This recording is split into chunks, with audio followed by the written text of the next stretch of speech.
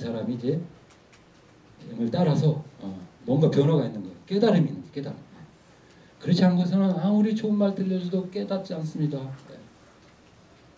제가 알아요. 절하지 않더라도 죽으라고 절대 안 되는 사람은 죽었다 깨어나도 안 되는다는데요.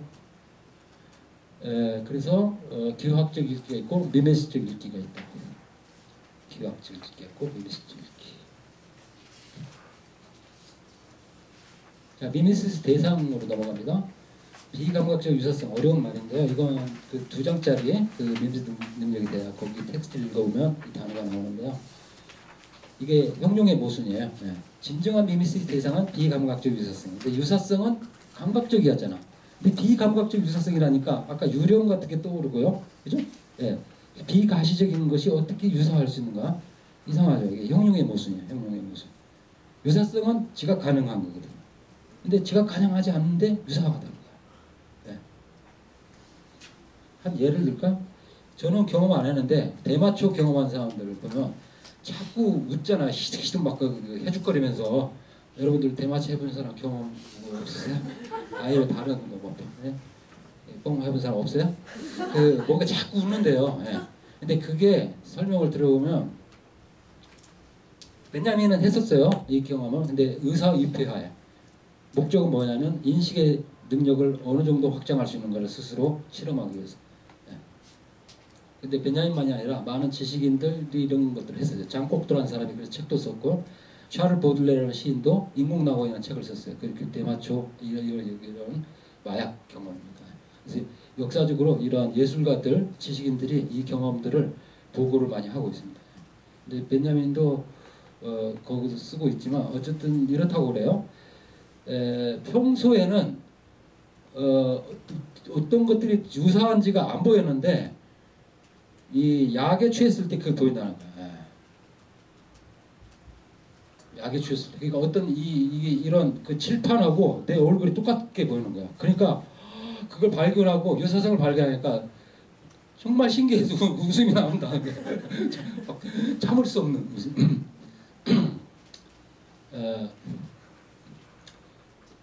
그런 걸 떠올리시면 돼요. 비감각적. 절대 감각적으로는 유사하지 않은데 유사한 거야.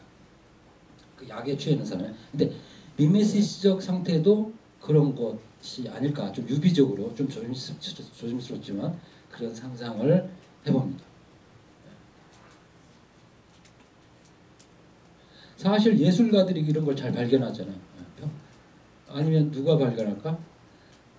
신만이들. 남들은 아무리 돌아다녀도 사람을 못 보는데 그 사람은 그게 보이는 거야.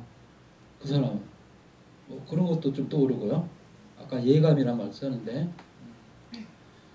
잘못하면 이렇게 해서 신비주의로 빠지는데요. 그러면 안 되는데 어쨌든 미메시스가 그런 것과 관계돼. 그래서 언어 능력으로 전화되어 들어갔다 했잖아. 기호학적 읽기가 아니라 기호론적 읽기가 아니라 그러니까 의미론, 통사론이 아니라 그걸 뛰어넘는 행간 읽기를 생각하시면 돼요. 행간 읽기. 여러분들 행간 읽기 하죠. 메일을 받으면 메일의 내용보다는 메일의 문장들이 바뀔 때 그 틈을 보고 이 사람의 심정이나 지금 기분 상태를 읽어내는 그런 게 있잖아. 뭔가 메일의 내용에 들어있지 않은데 뭔가 나한테 전달해 주는 게 있는 그런 거. 그 행간 읽기를 떠올리시면 돼요. 그런 의미에서의 읽기. 아니면 베냐민은 이런 말도 있어요. 쓰여지지 않은 것을 읽기. 절대 쓰여지지 않은데 읽어내는 거예요. 쓰여지지 않은 것을 읽기. 이게 태초의 읽기 능력이었고 앞으로도 그런 것이 과제이죠. 쓰여지지 않은 것, 읽는 것이 중요한 것이죠. 그 다음에 여기 이것도 읽었는데요. 화가가 그린 풍경에서 원래의 풍경은 이미지로 재현된 풍경의 소재가 아니라 그 이미지의 상징이다. 그러니까 예를 들어 어떤 화가가 자연 풍경을 그렸어요. 근데 그 자연 풍경은 이 사람이 그린 그림에는 미메시스된 형태로만 나타나잖아요. 원래의 형태는 없잖아요. 그게. 그런데 이 사람이 그 미메시스 했던 원래의 풍경은 자기가 그렸던 그림보다는 더 위험 있는 거잖아. 품위가 더 높은 거랄까? 한 단계 더 높은. 그거에 대한 존경심에서 근데 지금 그걸 좋아해서 그린 거 아니에요. 그래서 대상은 품격이 하나도 없단 말이에요. 그래서 그거를 상징이라고 해요. 상징. 예? 근데 이와 비슷한 맥락으로 뭘 설명하냐면 경험은 인식에는 등장하지 않는다 했어요. 왜냐하면 우리 인식은 인식이 되기 위한 경험만 들어있기 때문에 그러니까 경험의 인식일 뿐이지 경험은 빠졌다는 거야. 자 들어보세요. 경험이란 인식이 되기 위한 소재로 알려져 있어요. 아주 혼란스러운 그게 질서를 지우는 게 인식이라고 생각했어요. 그게 서구의 인식론이거든요.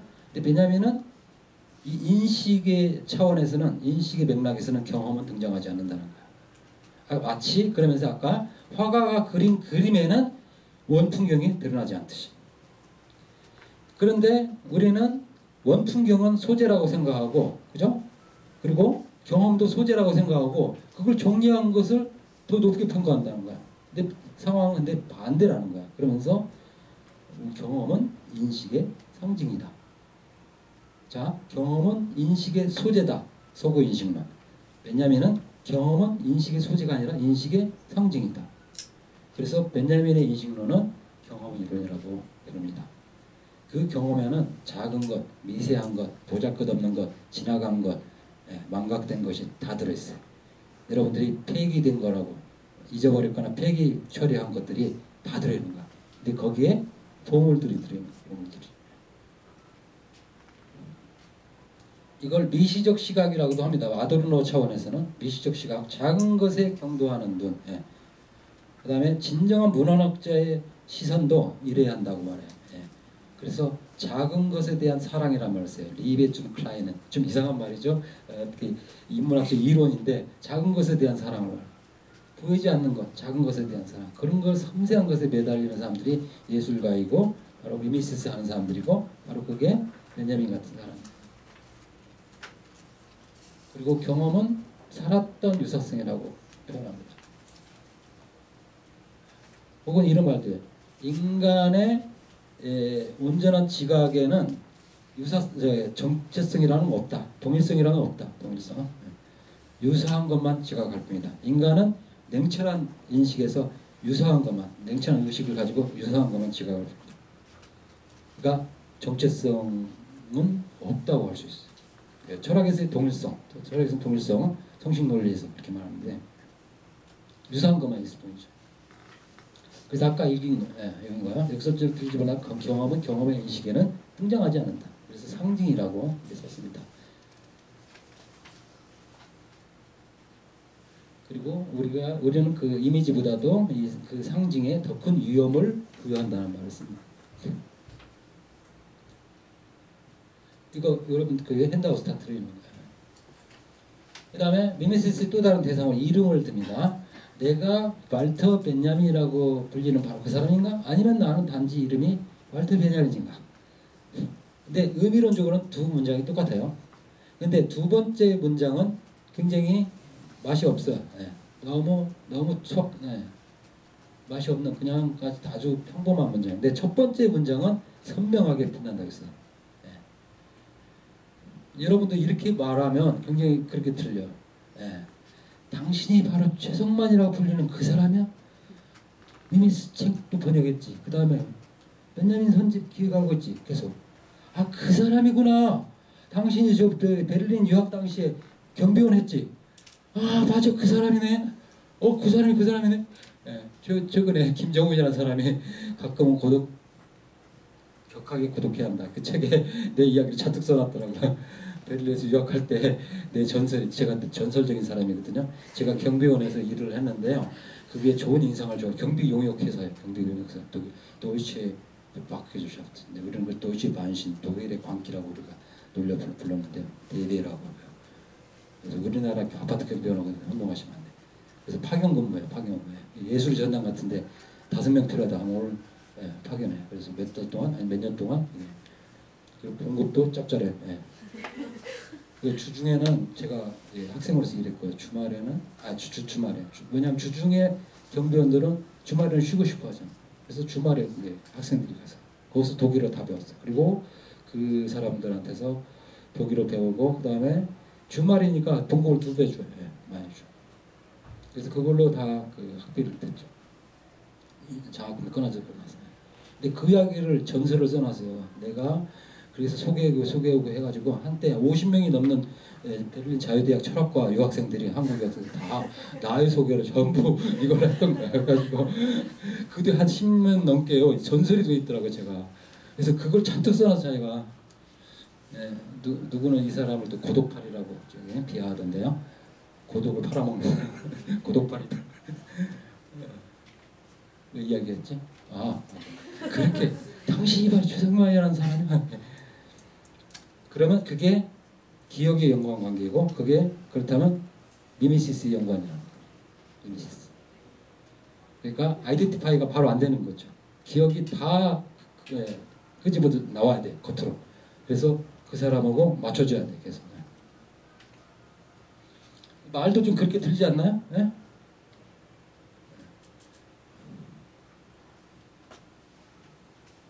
귀하가 바로 신영 씨라고? 그 김신영 씨 맞나요? 오면서 이렇게. 근데 나는 김신영입니다. 그러면 재미가 없죠. 근데 나는 바로 김신영이라고 불렸던, 전설적으로 불렸던 그 사람이다 하면 굉장히 사람들이 기억을 막 떠올려 하잖아요. 그게 미메시스 대상이라는 거예요. 그래서 미메시스의 대상이라는 것은 경험의 대상이라는 거고, 살았던 과거의 대상, 모든 것이 역사가 들어와야 하는 그런 차원에서. 그래서 이름은 경험의 연관 속에서만 인식될 수 있다. 이름은 비어있잖아요. 이름은 최성만 의미하는 게 하나도 없어요. 근데 그걸 그 사람을 경험했던 사람만이 그 사람을 채울 수 있잖아요. 자신의 자아는 기억된 자아이다.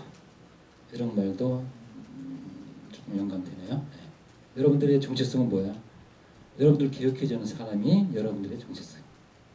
기억해주는 사람이 없다면 정체성은 없어. 이 지상에서 흔적 없이 사라지는 거예요. 아무리 그 이름을 남기면 뭐래요? 그 사람이 누구인지를 사람들이 인지하지 못하고, 그죠?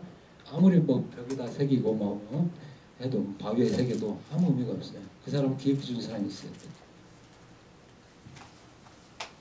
그래서 기억해주는 사람이 없으면, 내지는 내 지식을 전수할 사람이 없으면 그렇게 슬프다나요? 이거는 옛날에는 안 들어봤던 이야기인데요. 자기가 가지고 있는 기술과 지식을 전수하고 싶은데 사람이 없는 거예요. 요새 젊은이들이 그런 데 관심 없잖아요. 그러니까 슬픈 거예요, 슬픈 거. 그러니까 노인들의 많은, 우울증의 많은 부분이 거기서 온다고도 할 수 있어요. 미메시스 대상으로서 죽음이 있습니다. 여기 재밌어요, 이 글귀. 베냐민은 프루스트의 잃어버린 시간을 찾아서라는 대하소설을 독일어로 번역한 최초의 작가 중에 한 사람입니다. 그는 이런 말이 있어요. 프루스트는 이전에 여느 작가에게서도 볼 수 없는 열정으로 우리의 삶이 마주쳤던 사물들에 충실할 것을 자신의 과제로 삼았다. 그는 어느 날 오후에 어느 나무에 양탄자 위에 비치는 어느 햇빛 조각에 충실했고, 야회복에, 가구에, 향수에 혹은 풍경에 충실했다. 그의 우주에서 태양은 어쩌면 죽음 속에 있는지 모른다. 그 죽음을 중심으로 그가 살았던 순간들, 그가 모은 사물들이 맴도는지 모른다.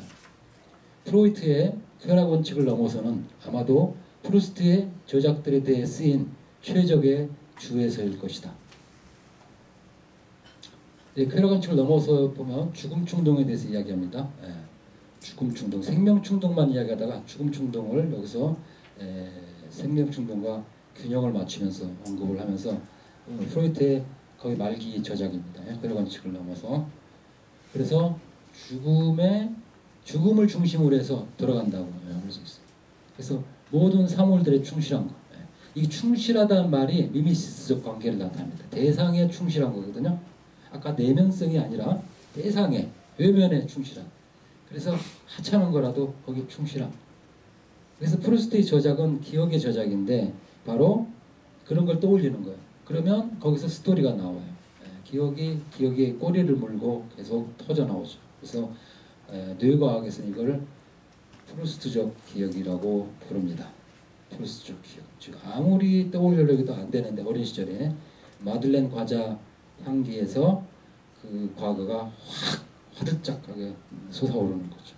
그러면서 꽁브레 마을, 스완네 집 쪽으로 까르망트 무슨 알버티 나와서 그래서 열 몇 권이 되는 대화 소설이 나오죠. 예.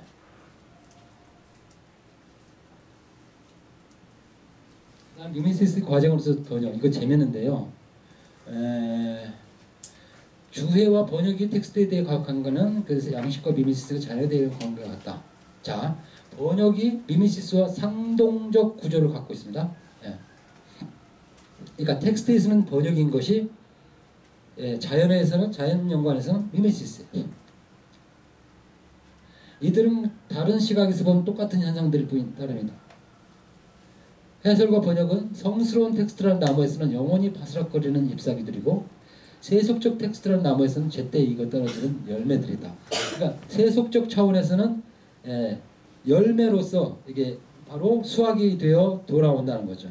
근데 성스러운 텍스트는 어떻게? 미미시스 하면 끊임없이 바스락거리는 소리죠. 성스러움 주변을 맴돌죠.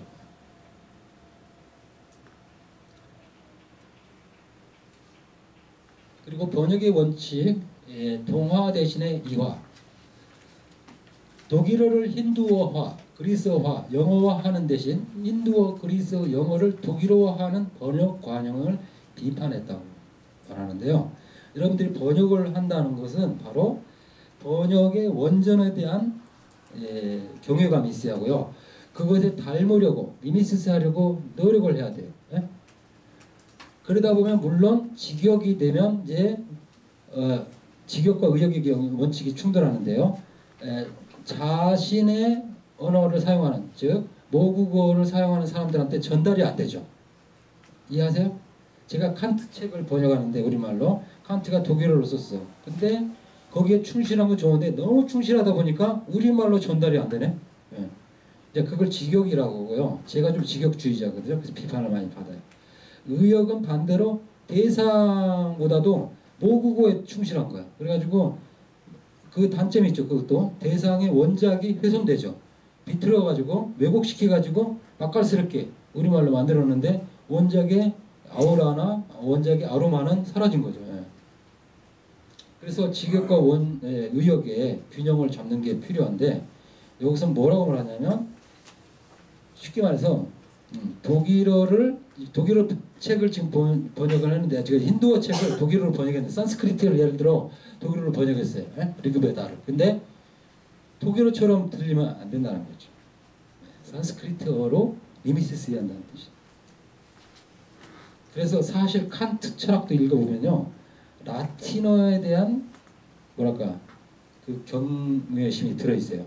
그래서 독일어 문법인데 분명히 철학인데 독일어 문법을 썼죠. 근데 라틴어 문법이 들어와 있어요. 그러니까 독일어가 변형되기 시작해요. 근데 그것이 사실은 독일어를 풍부하게 하는 거야. 풍부하게. 자 보세요. 번역은 내가 이해할 수 없는 외국어로 쓰인 것을 내가 이해할 수 있게끔 모국어로 번역하는 것을 뜻하잖아요. 옮기는 건데 그게 사실 진짜 의미는 그게 아니고 자신의 언어를 원전의 언어를 향해서 파괴해가면서 확장해가는 것. 그것이 번역의 진정한 의미다. 그래서 내가 독일어 책을 번역한다면 우리말을 독일어화해야 한다는 거죠.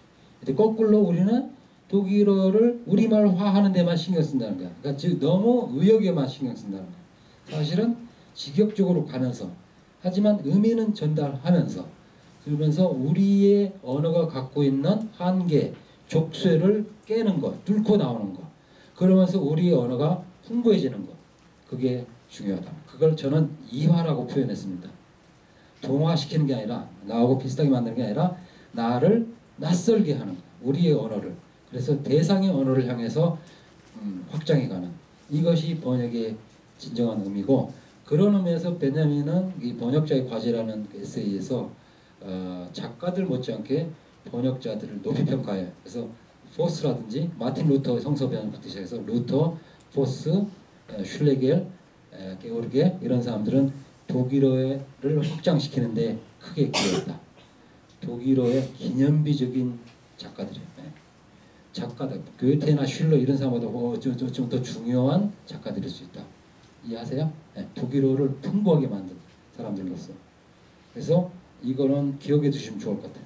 동화보다는 이화. 하지만 직역주의 단점을 너무 떠올리면 안 돼. 그게 아니라 전달은 하되 우리말을 깨고 나오는 거예요. 우리말이 사실은 족쇄거든요. 예, 그 족쇄를 깨고 나와야 돼. 그래야만 우리도 발전한다. 우리 언어도.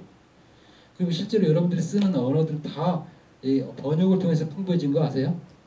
예? 한 나라의 언어도 계속 시간이 지나면서 변하고 풍부해지는데, 예, 이게 다 번역 문화가 만들어낸 결과라고 생각합니다.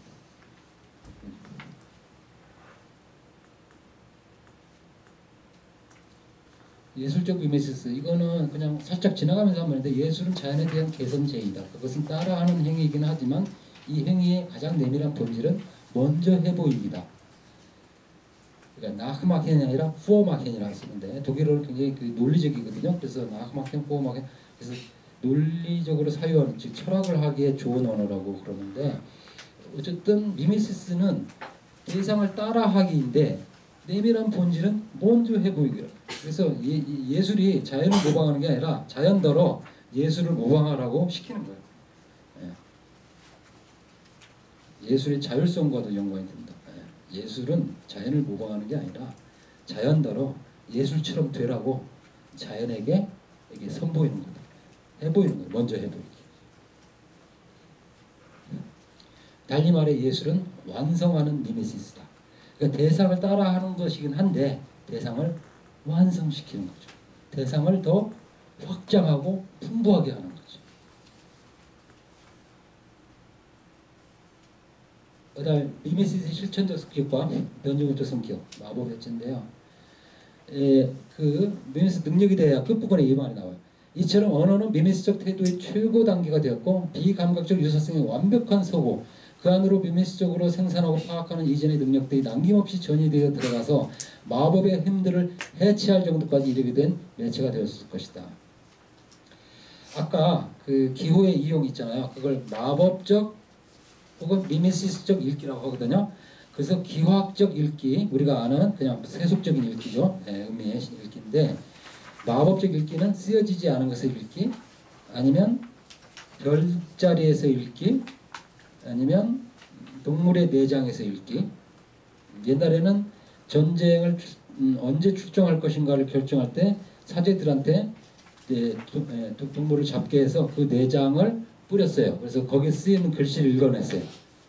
이런 능력을 예전 사람들 갖고 있었어요. 여러분들 갖고 있어? 못 읽죠? 쓰여진 글도 못 읽는데. 안 쓰여진 거 더구나 못 읽죠. 근데 옛날 사람들 그렇게 읽어냈다. 여러분들 할머니들은 읽어내. 예를 들어 제비들이, 봄에 제비들이 땅 위로 막 날아가기 시작해. 그러면 할머니가 며느리한테 그런다. 며느라 빨래 걷어라. 비가 온다는 거야. 왜냐하면 그러니까 제비들의 모습을 보고 읽어낸 거죠. 근데 이건 뭐 사실은 미메시스 읽기라기보다는 과학이었죠. 예. 옛날에는 미메시스 읽기가 과학이었습니다. 맞습니다. 예, 미메시스 읽기가. 왜냐하면 이제 이게 비가 오기 전에는 습도가 높아지니까 이게 그 벌레들이 이게 땅으로 내려온대요. 그럼 그걸 잡으려고 뭐랄까 그 제비들이 낮게 다닌다는 거야. 그러면 꼭 비가 온다는 거예요. 이런 걸 옛날 사람들은 무수히 많이 갖고 있었잖아. 그러니까 자연하고의 교감이 많았기 때문에 이러한 그 지식, 그러니까 미메시스적 경험을 통해서 체득한 지식들이 많았단 말이야. 오늘날에 우리는 전부 컴퓨터와 과학과 이런 게 다 위탁을 해버렸잖아요. 그러니까 우리 자신은 지금 정작 그냥 관리하는 창고가 됐죠. 그런 거. 미메시스 능력은 쇠퇴한 것 같이 보입니다. 그런데 이게 마법의 힘을 해체할 때까지 이른다는 거야. 그래서 마법적 읽기였던 것이 미메시스가 어떻게 마법을 해체하냐. 이게 이제 역설입니다. 마법적인 읽기였던 미메시스적 읽기가 마법을 해체한다. 마법을 해체한다.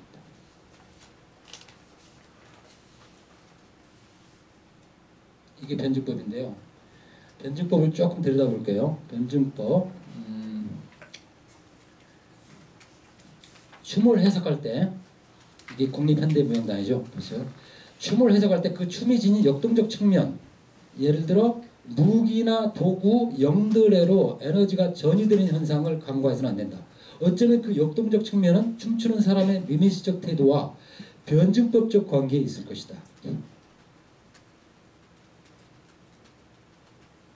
그러니까 춤추는 사람은 어떤 대상을 모방한단 말이에요. 예.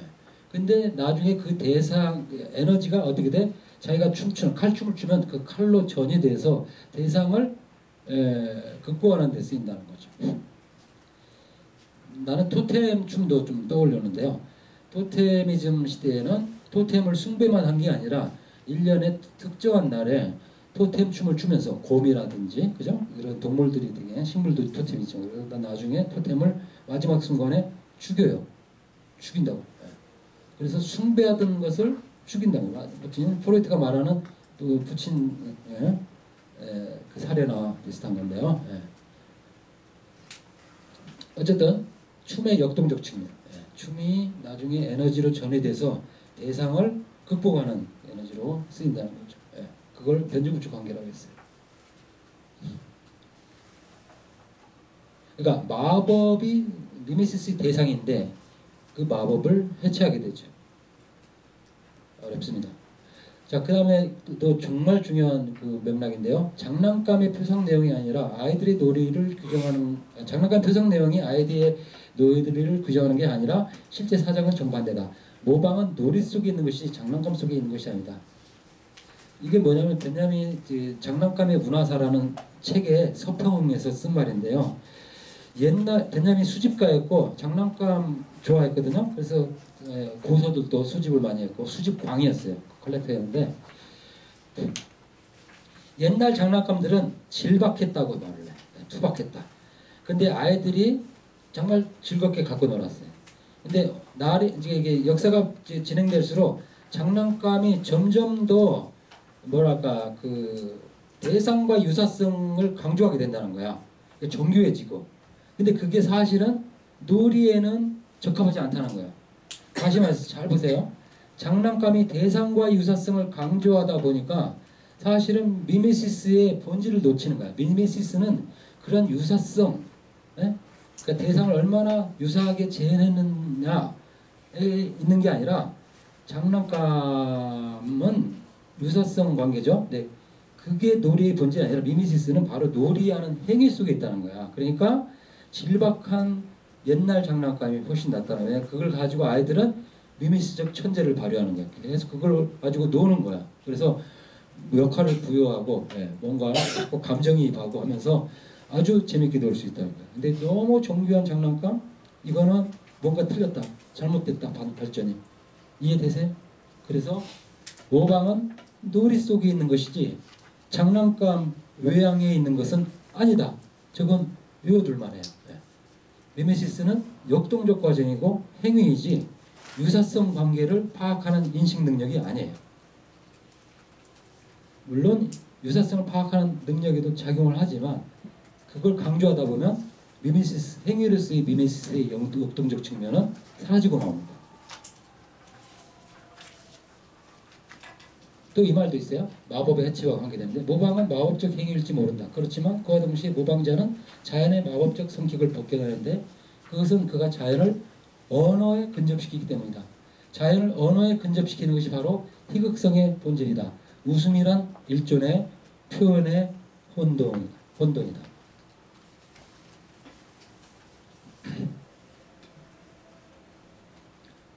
또 이것과 연관해서 지금 미메시스의 변주법적 측면을 계속 조명하고 있는데요. 그리스 비거가 아까 이야기했잖아요. 신화의 미메시스라고. 근데 신화를 따라 하잖아요. 그런데 그 공연 과정에서 어떻게 됩니까? 신화를 극복합니다. 신화의 신탁을 수정하게 됩니다. 그래서 베냐민은 그리스 비극을 독일 비극의 원체라는 책에서 최초의 예언이라고 말합니다. 일신교 그 시대가 오기 전에 그리스 시대에 이미 종교적인 예언을 성취하고 있는데 뭐냐면 인간이 올림푸스 신보다 낫다는 걸 표현한다는 거예요. 사실은 비극이 법정과 같은 거거든요.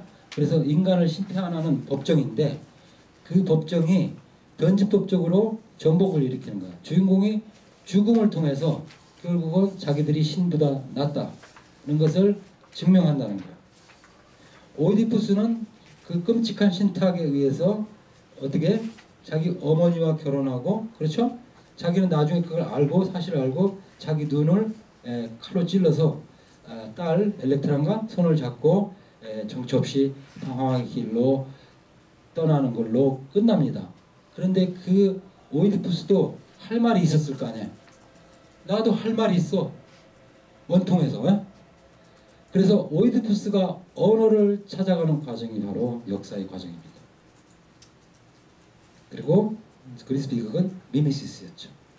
그 신화를 미미시스 했는데, 그래서 신화의 미미시스이면서, 즉 모방이면서 신화의 교정, 수정이다. 코렉투어가 일어나기 시작합니다. 그래서 오이디푸스가 언어를 찾아가는 과정, 이게 역사의 과정이다.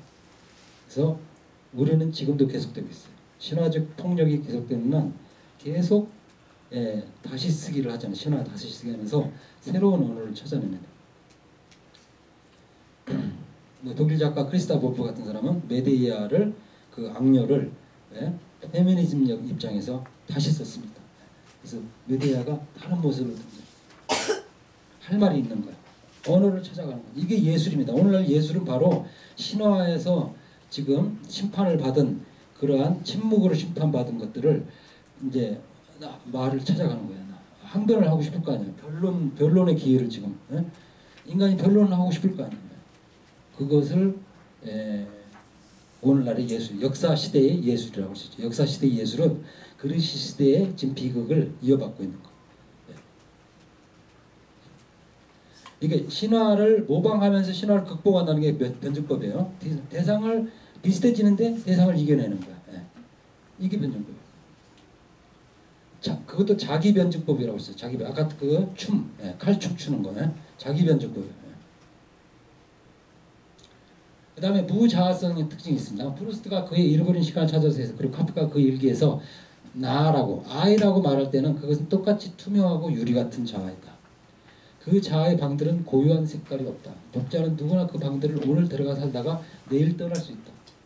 그 방들에서 밖을 전망할 수도 있고, 그 방들을 조금 더 거기에 묶여 있을 필요 없이 구석구석 살펴볼 수 있다. 자, 투명하고 유리 같은 자아라겠어. 근데 이게 모순입니다. 작가는 자아식이 투철한 사람이라고 알려져 있어요. 자기의 의식이 뚜렷한 사람. 그런데 어떻게 해서 다른 사람에게 감정이입하는 걸 그렇게 잘하나? 그죠? 타인이 된단 말이에요. 자아가 강하면서. 그래서 진정한 감정이입은 바로 이런 차원이라고 할 수 있어요. 자아를 언제든지 비울 수 있는 사람. 아까 마스크 이야기 통한다고 할 수 있어요. 자아가 빈곤한 사람일수록 이 마스크를 어찌할 줄 몰라. 꺼낼 줄 모르고. 이미 많이 갖고 있는데. 근데 유연하고 이렇게 여유롭고 뭔가 이게 풍부하게 생각하는 사람은 마스크를 얼마든지 꺼낼 수 있어요. 그래서 마스크를 부정적으로 보지 마시고요. 미미시스 연구원에서는 풍부한 자아의 정체성이라고 보시면 돼요. 인간의 자아란 즉흥이에요.